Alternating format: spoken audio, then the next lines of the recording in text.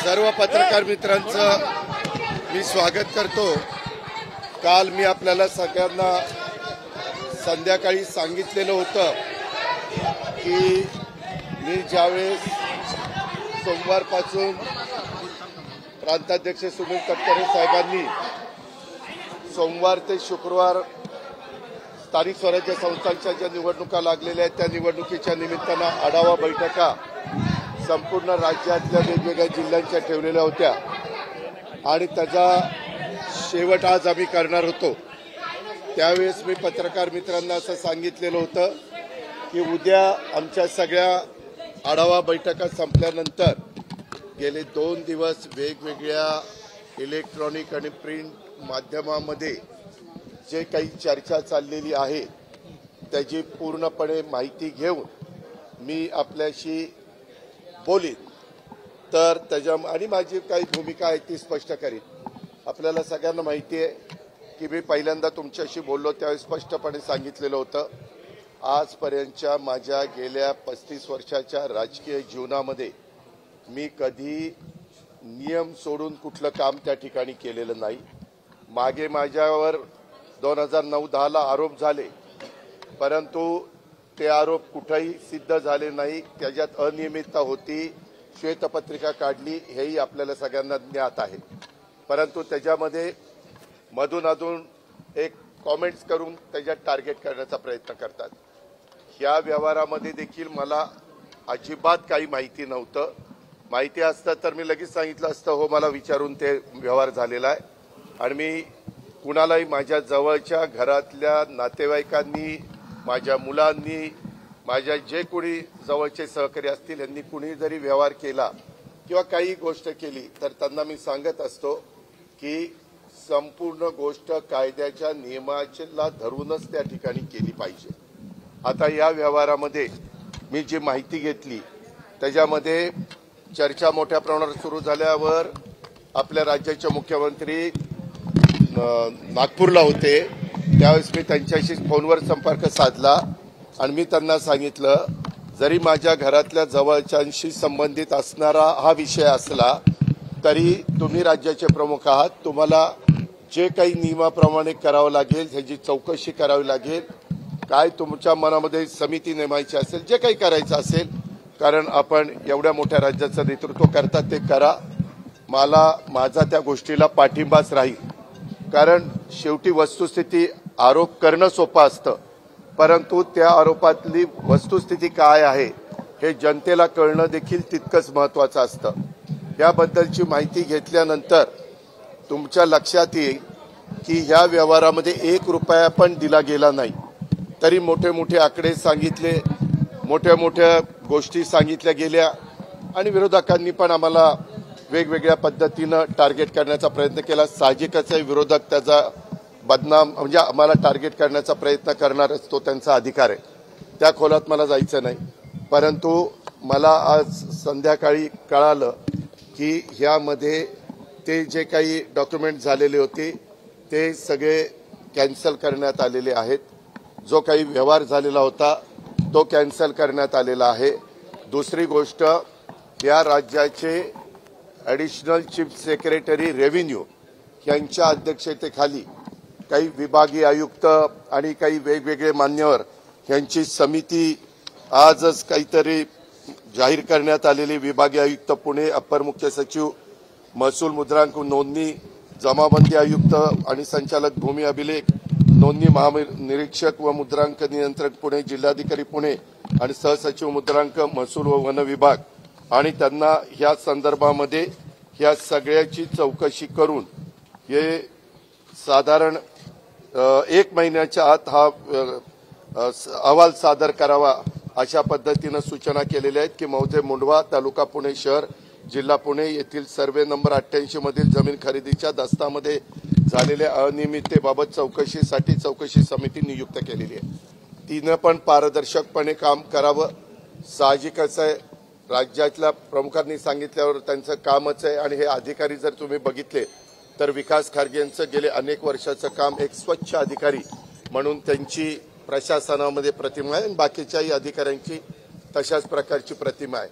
मला आपल्याला ह्या निमित्तानं एक गोष्ट सांगायची, मी राज्याचा उपमुख्यमंत्री असल्यामुळं माझ्या कुठल्याही अधिकाऱ्यांना सगळ्या संबंधित क्लास 1 क्लास 2 IAS IPS या सगळ्या अधिकाऱ्यांना मला सूचना करायची की इथून पुढे देखील कुठल्याही प्रकारचं प्रकरण जर तुमच्या पुढे आलं तर ते नियमाला धरून नसेल तर अजिबात कुठलाही प्रेशर खाली न येता सरळ त्याला काट मारायची।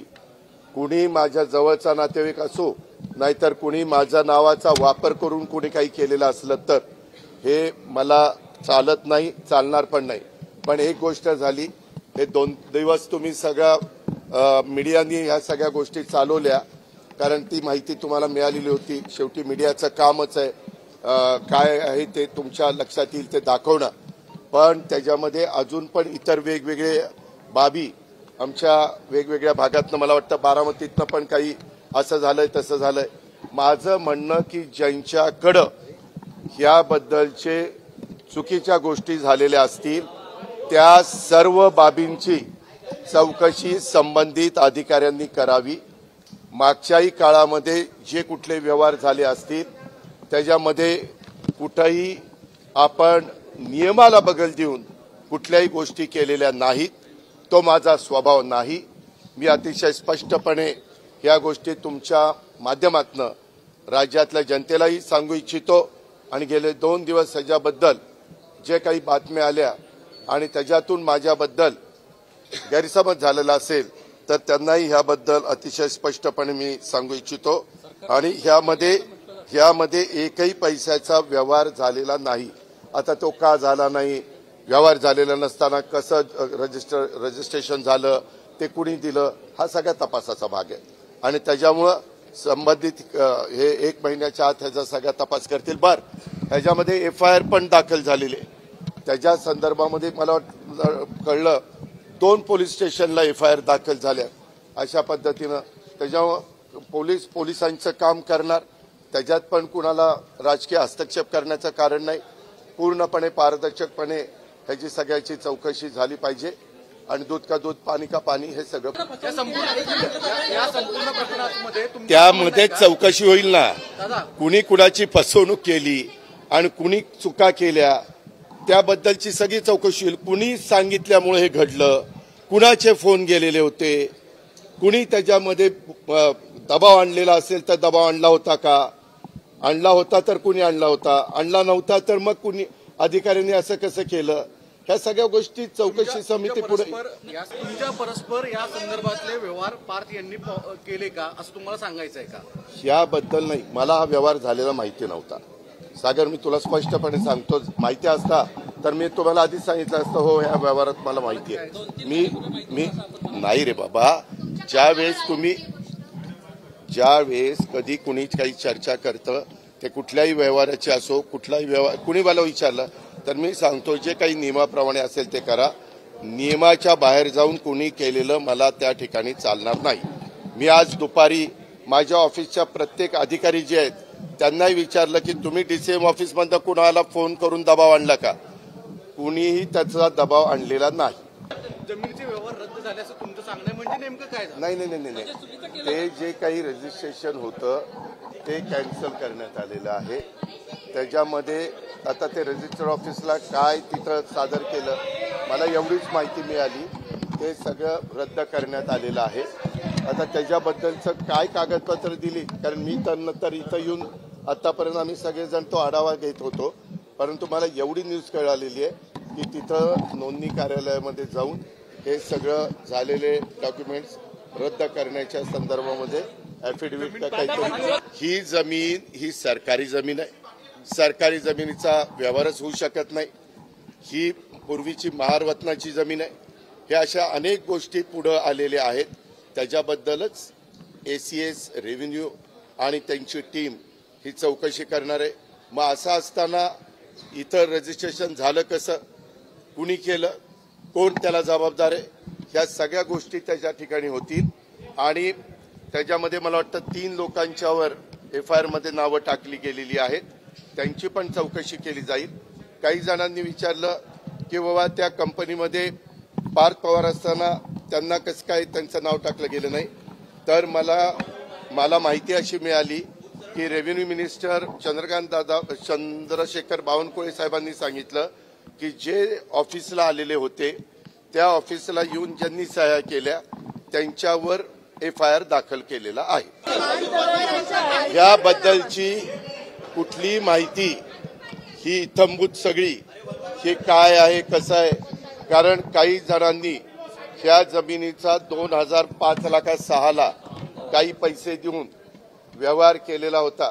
त्याच्या संदर्भामध्ये पार्थच्या कंपनीला किंवा पार्थ आणि त्याचा जो काही सहकारी आहे दिग्विजय पाटील यांना कुणालाही जास्त त्याच्यातली माहिती नव्हती असं त्यांच्या बोलण्यात आलेलं आहे.